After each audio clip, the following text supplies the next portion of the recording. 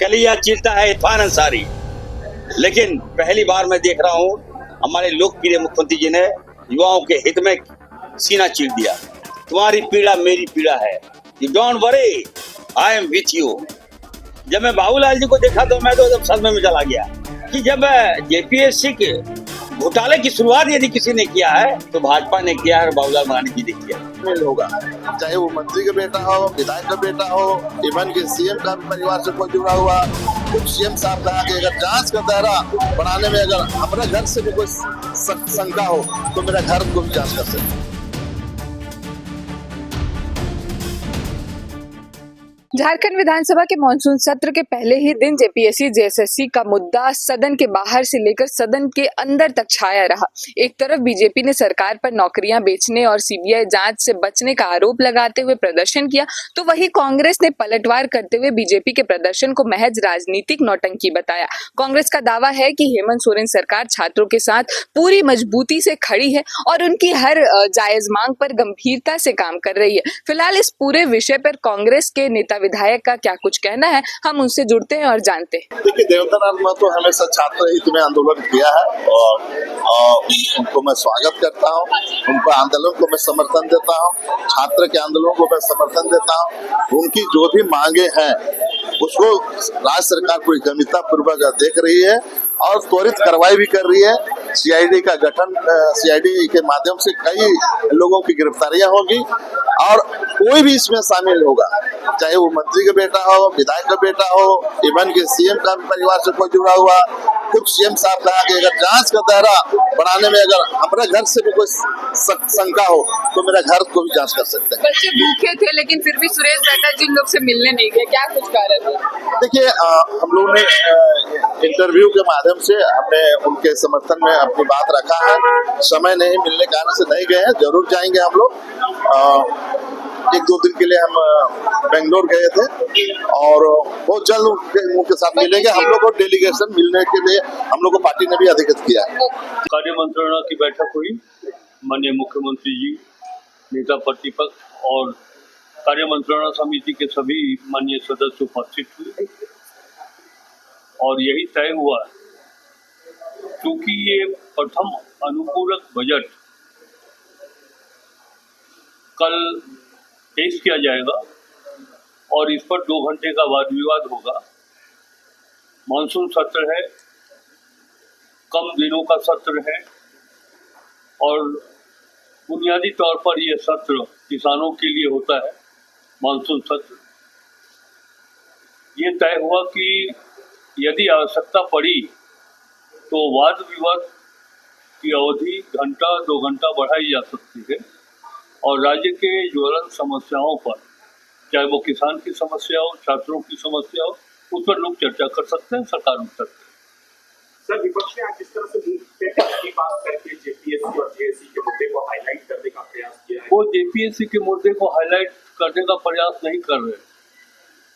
वो ये बताना चाह रहे थे पट्टी लगा करके कि वो झारखंड में और विधानसभा में बोलने की स्थिति में नहीं है, कुछ बोलने के लायक नहीं रह गए हैं, इसलिए उन्होंने पट्टी लगा रखा। सब जी लगातार जो स्टूडेंट प्रोटेस्ट कर रहे हैं, आज 12वां दिन है, ऐसे में आप लोग उनसे मिलने क्यों नहीं गए? कौन बोलता है हम मिलने नहीं गए? खाना राशन सब पहुंचा रहे हैं हम लोग बच्चों को। हम लोगों ने अधिकारियों के माध्यम से एक मैसेज कराया कि आप आइए, सरकार आपसे वार्ता करना चाह रही है, तो वार्ता तो हम कर रहे हैं, वार्ता के लिए तैयार हैं। जिस प्रकार से बच्चे जो है सीआईडी जांच में सीबीआई जांच की मांग कर रहे हैं, उनको लगता है ऐसा कि सीआईडी जांच में गड़बड़ी हो रही है। कहाँ गड़बड़ है, आप देख लीजिए। हम कोचिंग सेंटर खंगाल रहे हैं, मार्कशीट हम प्राप्त कर रहे हैं, कई लोगों को हम जेल भेज दे रहे हैं, कई लोगों की सत्यता की पुष्टि हो रही है, हम उस पर कार्रवाई कर रहे हैं। तो कहाँ पे सीबीआई जांच करिएगा तो ये मामला फंस जाएगा, इसीलिए फंसेगा। कुछ बच्चों को लगता है, उनके मन को एक दिग्भ्रमित करा दिया गया है कि सीबीआई जांच कराइए, सीआईडी राज्य सरकार के अंदर में आती है। लेकिन मैं ये कहना चाहता हूं कि सीबीआई ने 5th जेपीएससी तक का रिपोर्ट आज तक क्लोजर रिपोर्ट नहीं दिया है, तो पहले उसको तो क्लोजर रिपोर्ट जमा करिए और नहीं तो इसको भी कर दीजिएगा तो मामला तो फंस जाएगा। आप पहले इसको फिर सार्वजनिक नहीं कर सकते, पहले फिर सीबीआई को वो वाला सार्वजनिक करना पड़ेगा। तो हम तो तैयार ही हैं। सीबीआई भी आप अगर कराना चाहते हैं तो, लेकिन पहले जो फर्स्ट जेपीएससी से लेकर फोर्थ जेपीएससी तक का तो आप रिपोर्ट दीजिए ना, उसके बाद हम उसमें भी अगर आपको लेकिन सीआईडी अच्छा काम कर रही है, कई मामलों को सुलझा दिया है और अभी कई नाम चौंकाने वाले आएंगे। जिस प्रकार से जेएमएम के कुछ लोग जो हैं कहते हैं कि उसके अंदर जो है कोचिंग माफिया, स्टूडेंट से ज्यादा कई लोग दिल्ली से आए हुए हैं, आपका इस पर क्या कहना है? आप कितना समर्थित है इस बात से? देखिए, बहुत सारे लोगों को हम भी जानते हैं जो स्टूडेंट ही नहीं है, वो भाजपा के कार्यकर्ता है। अब कहना नहीं चाहिए, लेकिन आप देख लीजिए पूरा दिल्ली का, जिसको आज मोदी मीडिया कहा जाता है, पूरा मोदी मीडिया यहाँ सेंट्रलाइज हो गया है। जितने भी होटल्स हैं सब बुक हो गए हैं। देखिए, हमको जो है सैटेलाइट मीडिया पे भरोसा है, यूट्यूबर पे भरोसा है, आप लोगों पे भरोसा है। ये जो वो वाला जो मीडिया है ना, उस मीडिया पे भरोसा नहीं है। वो तो एक प्ले गेम करने के लिए आ रहा है, वो तो बीजेपी का सपोर्ट करने के लिए आ रहा है कि नहीं भाई, पूरे देश में राहुल जी क्यों नहीं आ रहे हैं? अरे सरकार, हमारी सरकार कार्रवाई कर रही है, राहुल जी के पीछे क्यों पगला रहे हो यार? नीट का जो है दाग है उसको यहाँ धोना चाहता है भाजपा, इसीलिए मेन स्ट्रीम मीडिया, जिसको गोदी मीडिया भी कह रहे, उन लोगों को यहाँ पे बुलाया गया है। लेकिन झारखंड सरकार रुकेगी नहीं, किसी का परवाह नहीं करते, दूध का दूध और पानी का। जेपीएससी में कोई गड़बड़ किया है, बच्चों का भविष्य के साथ खिलवाड़ किया है, जेल जाएगा, सजा उसको मिलेगी।